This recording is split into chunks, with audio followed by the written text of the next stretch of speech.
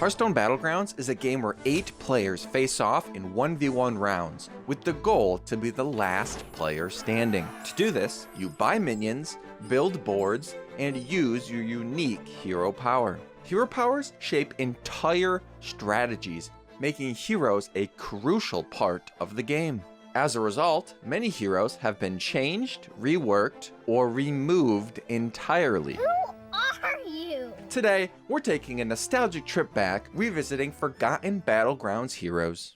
What better hero to start with than this? A hero power designed around tribeless minions, creating a unique strategy that no other hero has ever had. Tyrian Forging in card form, a card you may all know, is embodied in Battlegrounds as a hero that gives minions with no minion type +1 and 1. The way you would do this strategy is you would buy a textless minion such as a Righteous Protector, a Wrath Reaver, or a Selfless Hero. You would stay low, not leveling up on turn 2 so that you could buy another typeless minion hopefully, and then hero power. And then your goal is to just every turn add another typeless minion to your board and hero power, slowly building a bigger and bigger neutral board. And at the time of Tyrian, you had premium minions such as Righteous Protector, which when buffed obviously make really good use of their Divine Shield, and subsequently their Divine Shield makes really good use of their buff. And so with Battlegrounds being at really kind of the lowest power level it's ever been at, right? Because like in the beginning it's a little weaker, it gets kind of stronger generally over time. Just being able to buy a typeless minion and then hero power, and that kind of being what you did all game. Obviously that's like not 100% what you did, but that was like 85% of all you did was just buy a typeless minion, hero power, eventually triple the typeless minions and continue to hero power. Led you to have shockingly good results doing that simple of a strategy. Obviously there were things where, like, you know, Wrath Reaver being a typeless minion, it's also kind of a demon minion, so you'd want to pair it with things like Floating Watcher and other demons and cycle out the demons as like a secondary strategy to finding those typeless minions. You'd be able to do things with typeless and like a side thing with demons.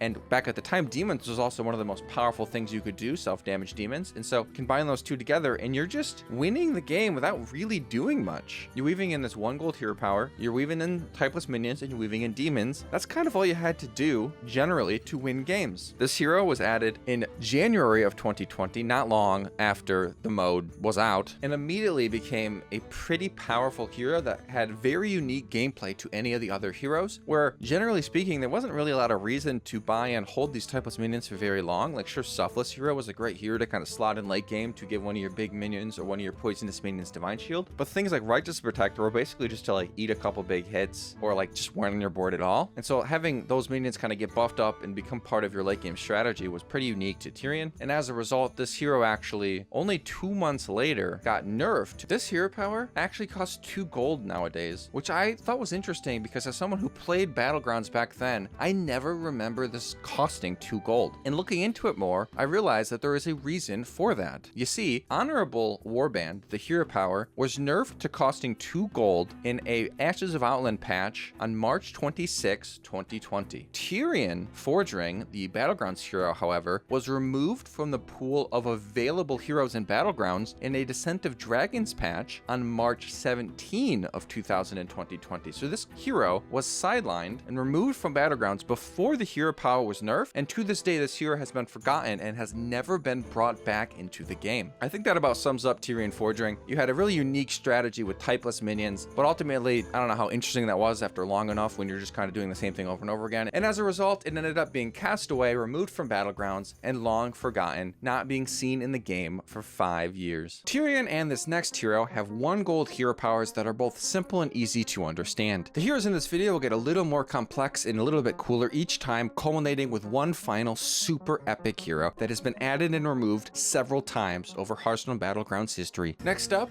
is Nefarian, which is popping shields embodied in a hero. Nefarian's hero power, Nefarious Fire, reads start of combat, deal 1 damage to all enemy minions. That's all the hero power was. For 1 gold, you could, at the start of combat, deal 1 damage to all enemy minions. It was exceptionally good at popping Divine Shields, not to mention killing 1 health things, but at any significant point in the game, other than like super early, I suppose, you're doing it in order to facilitate the clearing of the entire divine shields on your opponent's board. This is a hero that was added in a Savior of Uldum patch that contained the pre-purchase for the Soon Descent of Dragons, as well as the release of Battlegrounds itself. So this hero and hero power are original to Battlegrounds. However, it didn't last long, being removed exactly 1 year later on November 5th, 2020. The devs did not leave a comment for why they removed Nefarian, but if we were to think about it, it's probably because the hero power fell off to a point where the hero was extremely weak in a time where they did not have any adjustments that they could make to a weaker hero. Nowadays, we have the armor system where weaker hero powers can have more armor, so they have more life in the game to compensate for their weaker hero power, and then characters that are really strong will have almost no armor because their hero powers help them save it or do more powerful things, and so you got a kind of a give or take there. Nefarian, on the other hand, existed in a time where that didn't exist.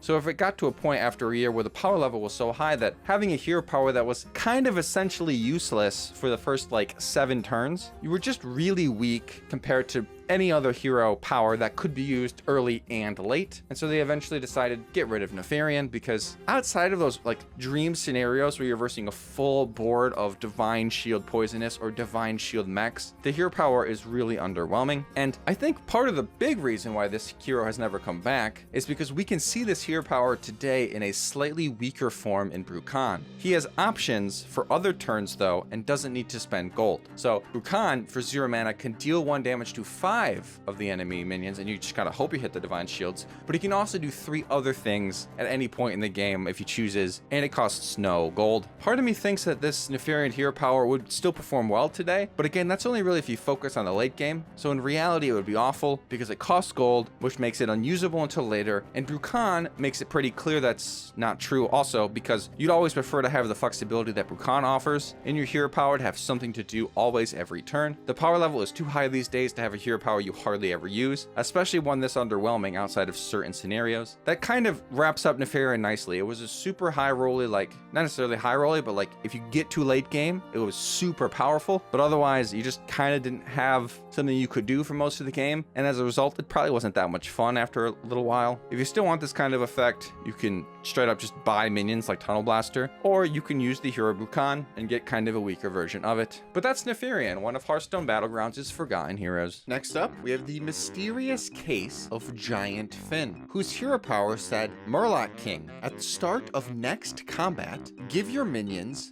Death Rattle, summon a 1/1 Murloc. This was a hero that basically from top to bottom was designed around Murloc Warleader being alive and on the right of your board. As far as I can tell, that's like the only thing this is doing besides just giving you an extra 7/7 in 1/1 bodies. I think one of the like strengths that this hero gave you was that it like forced you to play Murlocs. It like the primary benefit was not the hero power, but rather that people while playing it, thinking about the hero power, forced Murlocs, and then as a result, Murlocs were strong enough that when you hit, you were in a better position than you would have been if you actually just like played the game normally and ignored your hero power. But if you ignore your hero power while forcing Murlocs, you're still probably better off because the hero power basically never gets used. And all the footage I can find, including this one, most players barely ever used their hero power and kind of just only weaved it in when it did make sense and hoped that they had a Murloc Warleader to make it better than normal. But what's so interesting about this hero and what's so like mysterious, as I said about this hero, is this hero was added in the same patch we talked about earlier, the 5th of November, 2019, and it was removed from the pool of available heroes December 5th of 2019. This hero was only in Battlegrounds for a single month. It was added when Battlegrounds came out, was around for a month, and then it was immediately removed, never to be seen again. I am nostalgic for a lot of things in this video. Giant Finn is not really one of them. This was like, I maybe played it once. It's like so fascinating to see that like of the heroes that have come and gone, mostly that have gone, this one was around for literally a month. And your hero power is just like really weak outside of exactly Murloc Warleader. Really fascinating, really interesting hero. Ultimately, there's just like not that much to talk about. It gave your minions summon Murlocs, and then those Murlocs could be used only with on board during combat buffs. There was no other buffs that you could get out of it. The primary benefit of this was just that, like, you'd end up having a war leader and hitting a Bran, and then hitting a Primal Fin, and then making a bunch of Murlocs and doing really powerful things that way. Because Murlocs were really strong back in the day, but even in some of the best turns, even in some of the best case scenarios with Golden War Leader, and another War Leader in this case that Crip has, he still didn't hero power, because there just, like, wasn't the mana for it. It just, like, didn't work out. It's like, why would you ever bother hero powering when you could just buy minions instead? Like, it's really interesting just how weird and unusable this hero was. And I'm not surprised that he got removed a month later, because it's only around a specific strategy, and it's like only around a specific card in a specific strategy, and unless they continued in that direction, it kind of makes no sense. So getting rid of it made a lot of sense. But that is the story of the long forgotten Giant Fin hero in Battlegrounds, summoning little Murloc tokens until its eventual removal a month after Battlegrounds came out. Next up, we have Bartendo Tron, whose hero power, Skilled Bartender, is a passive which says reduce the cost of upgrading the tavern by 1. This hero was a little bit interesting compared to some of the other ones because it allowed you to have potentially a slightly different curve, allowing you to theoretically level sooner, albeit only 1 gold each tavern tier to your advantage. So how it could be different is you could buy a minion on turn 1, and then on 4 gold on turn 2, instead of leveling, you would either buy a minion and roll, or roll and buy a minion. And then on turn 3 it gets different, because instead of selling your first minion, or ideally selling your token if you bought, say, more like Tidehunter on turn 1, you would sell your 1/1 on a normal curve and buy 2 2-drops. With Bartendertron, you can now level for 2 and buy a third minion. So if you buy a more like Tidehunter also, you have an extra 1/1, which is an extra gold and an extra stat on the board, ahead of everybody else. So you get a slight advantage by not leveling on turn 2, and then your Tavern 2 now equals the same amount of everybody else's until you level the next time, because you're now going to be on 5 gold with it costing 6, and then 6 gold with it costing 5, and then 7 gold with it costing 4 like everybody else. But that allows you to have a slightly better early game, and then you can kind of repeat similar advantages every time you level if you can figure out a way for it to equal out your money well.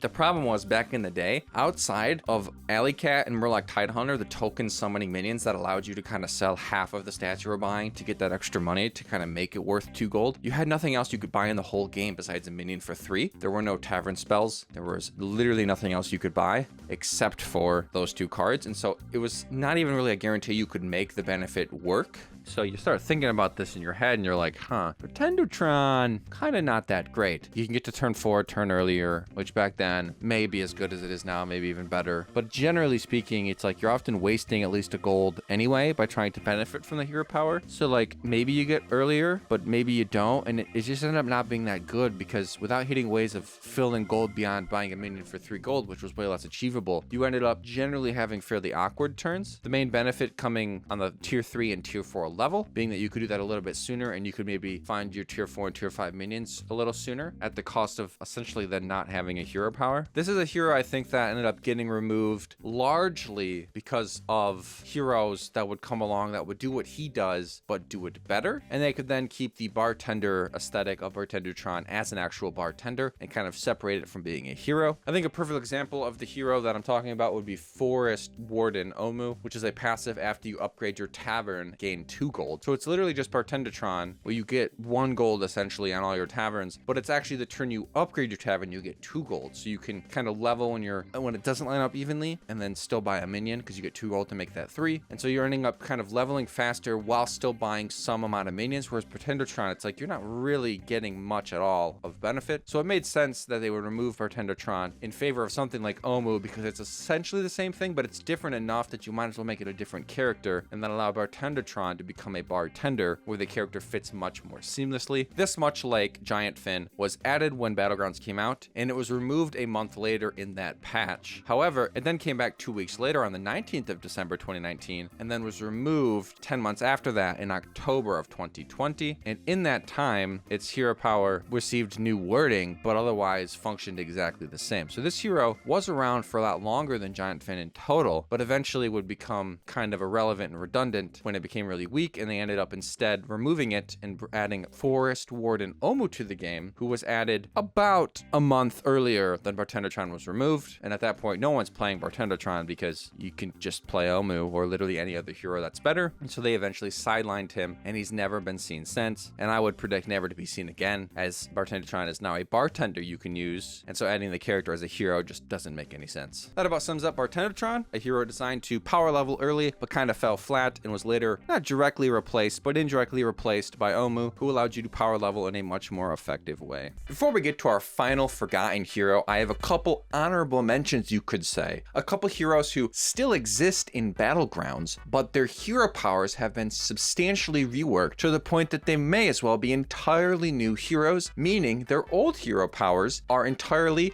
forgotten heroes. Let's quickly move on to Lady Vashj. The hero power in question for the old Lady Vashj is Evolving Electricity. Passive, after you upgrade the tavern, replace its minions with ones of a higher tier. Lady Vashj was added April 12th, 2020, and was removed 3 months later in August 18, 2020. Lady Vashj was then re-added in a Sunken City patch in June 27th of 2022, but this time with an entirely new hero power, Relics of the Deep. It originally said, discover a spellcraft spell of your tier or lower. Passive, your first one each turn is permanent. That was later replaced to say, discover a spellcraft spell of your tier or lower, its effect is permanent. So whatever you would discover would be permanent, rather than discovering something but then making, theoretically your Divine Shield spellcraft permanent every turn. You'd have to discover the one that would then be permanent. And that is how she has existed in the game from that time in 2023 all the way up until 2025, when she was actually removed in the most recent patch as of the filming of this video, when they added Season 10 to Battlegrounds. This hero is a solid throwback because Evolving Electricity allowed you to do some pretty cool things where you could hit a big minion a turn early, or just know that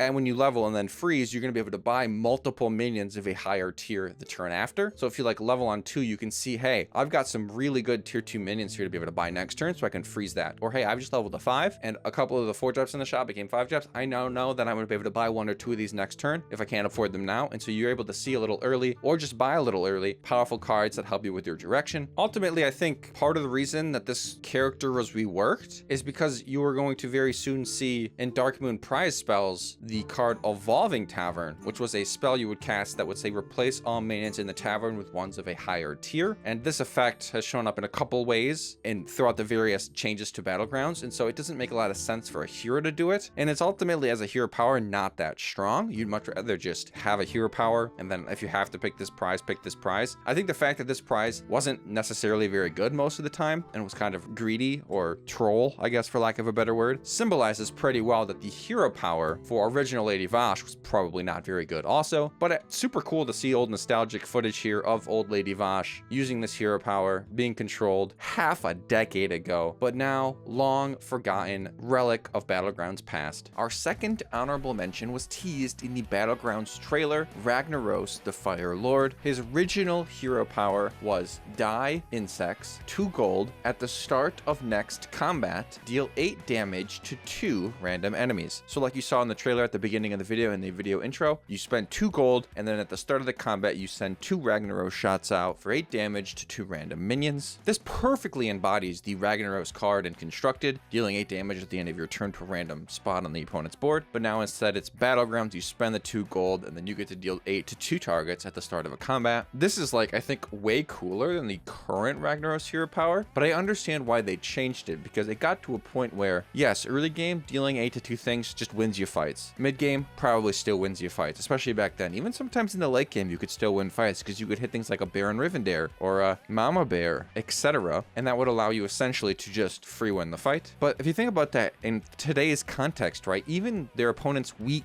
quote unquote, fragile cards that you put on the right side of your board, even their Titus Rivendares and their Bran Bronzebeards and stuff, right, they have ways to buff those cards nowadays. And so as the power level rose, even the fragile, low statted cards just didn't die to 8 damage. Nothing did. And so it got to a point where dealing 8 damage to 2 random enemy minions, even for free, would have just been inconsequential and would have been too good early, so you couldn't buff it to that, but then just completely kind of irrelevant at a certain point. And so they ended up changing it, trying to keep it kind of more focused around the sulfurous legendary weapon that goes alongside with him instead of around the constructed effect that dealt 8 damage. So I think, you know, whether it was a change for the better or worse, obviously they had to make it. And very fondly remember this awesome, epic, deal 8 damage twice hero power. And it is unfortunately likely to never be seen again, as it is a long forgotten Battlegrounds hero. Okay, I said that there was 2 honorable mentions, but I'm going to talk about a third one real quick and then I'll cut it off here. I know that there's more than 3 that have been fully reworked and could be included on this video, but I'm going to end it here so we can get on to our final epic hero. Next up, we have the Sir Finley Murgleton that existed for merely 1 month. The original had the hero power Power Up, which was a hero power that read, give a random friendly minion +1/+1. After you sell a minion, refresh this. It was eventually changed to give a minion +1/+1 instead of random, and then a month after it came out, it was removed from the game.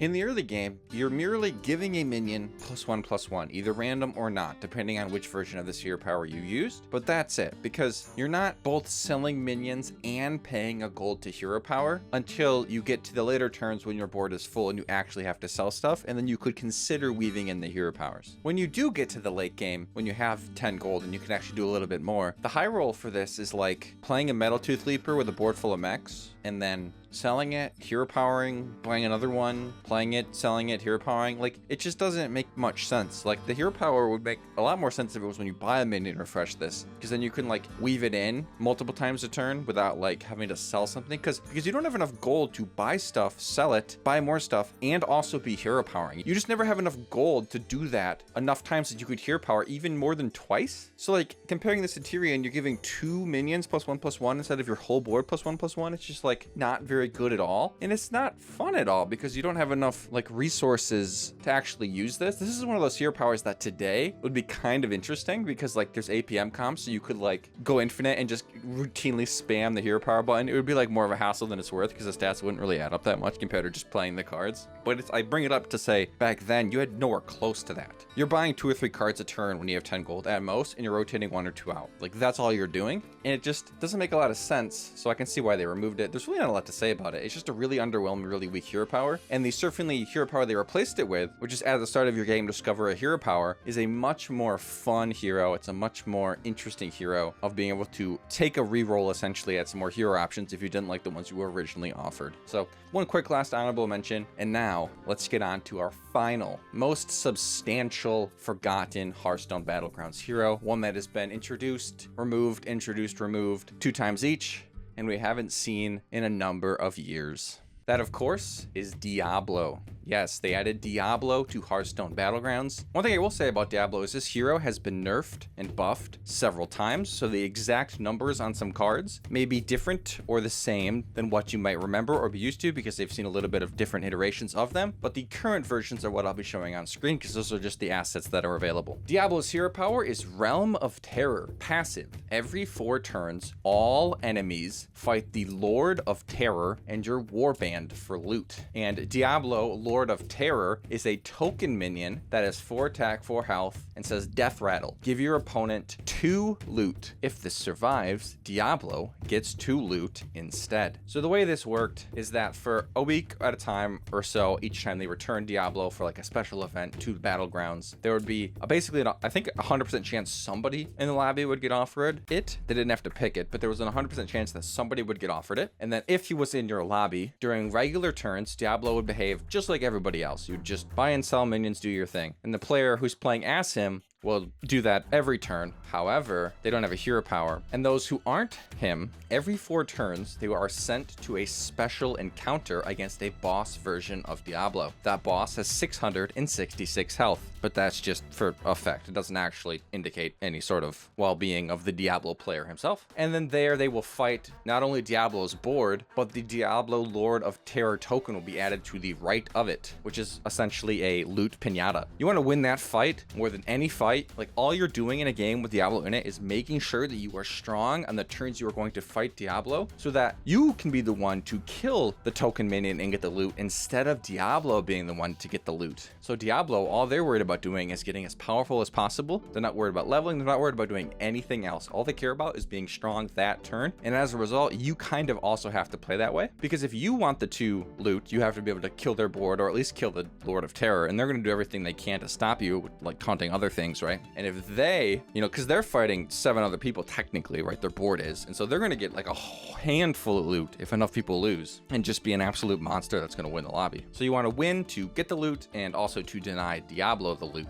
As I mentioned, Diablo has come and gone a couple times. The first time he was there, he was too weak at first, and then he was buffed, and he became way too strong, and then he was nerfed again. That was kind of an unpleasant experience for a lot of players, and so a lot of them complained. It didn't like that. The second time he came around, he was actually buffed, partially because it had been a couple years to meet the times, but also to continue to feel impactful. You want this huge, powerful raid boss to actually be stronger than the rest of the heroes. This hero created games unlike any other, because obviously you're getting special encounters and special loot cards, but just the way you have to play and always consider the future of the Diablo fights was so different to every other game. You really had to make sure that you were on top of it, because you needed to make sure you got the loot, not the Diablo. And when you got the loot, you needed to make sure that you could restrain yourself enough, usually, to not play the loot until your next fight against Diablo, so you could guarantee that you'd be able to get more loot, right? You got to use your loot to get more loot, but you're also doing all these other normal turns, and so you could be dying to the other people in the lobby that aren't Diablo and have to use the loot to survive, and so you're not able to get more loot. And if enough of that happens, Diablo gets more loot, and he just becomes even bigger and even more strong,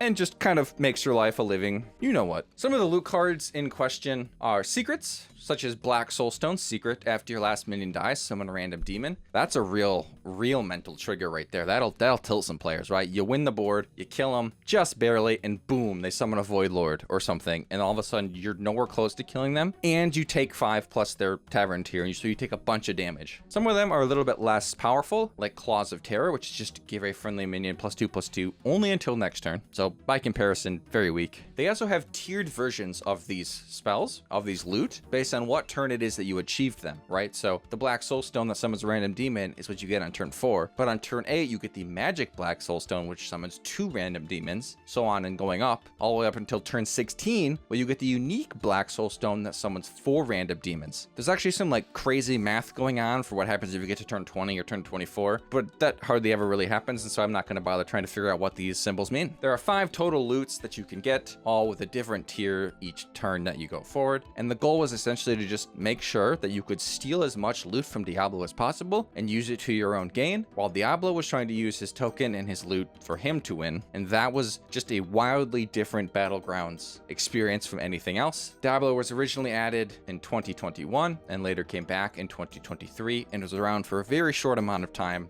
not like the other ones where they were added and then removed, but rather it was like a special limited time event. It was intentional. Diablo, maybe because of how good he was and how like interesting he was, he may not be as forgotten as some of the others, but he is a hero that we may never see again, and was certainly very noteworthy and very cool, at least in hindsight, if you are one of those who didn't like him at the time. But I think it's super cool when Battlegrounds introduces special limited time things. I mean, look how cool mechanics like trinkets and anomalies have ended up being, right? If they didn't experiment and try out things like Diablo and like those things, we wouldn't have nearly as much of a fun game. As fun and as nostalgic as looking back at these cards has been, Battlegrounds back in the day, like, it would hit the spot for a little bit, much like going back to regular Hearthstone would, but at a certain point you just get bored, because you're used to so much more nowadays than you had access to back then. There's so much more dopamine, there's so much more fun, there's so much more interesting interactions. It's not just level up and find a mama bear to put on the right of your board and put some beasts and play that summon other beasts. It's like you build your board throughout the whole game. You have to make much more interesting decisions. There's a lot more going on. And so I can look back at just about everything fondly after enough time and with enough, like, you know, singling it out for what it is. And so Diablo, I think, was certainly a super cool hero that should be talked about here. If you have forgotten about it, now you remember. Diablo's reign, his realm of terror on the Battlegrounds lobby. Unless you were, of course, playing Diablo, in which case maybe you were the one that was leading the terror. Whether you loved or hated Diablo, that is our final forgotten Hearthstone Battlegrounds hero. Thanks for watching. If you enjoyed this Battlegrounds video, be sure to subscribe and let me know down in the comments, and I'll make more of them. And as always, I'll see you in the next one. Bye!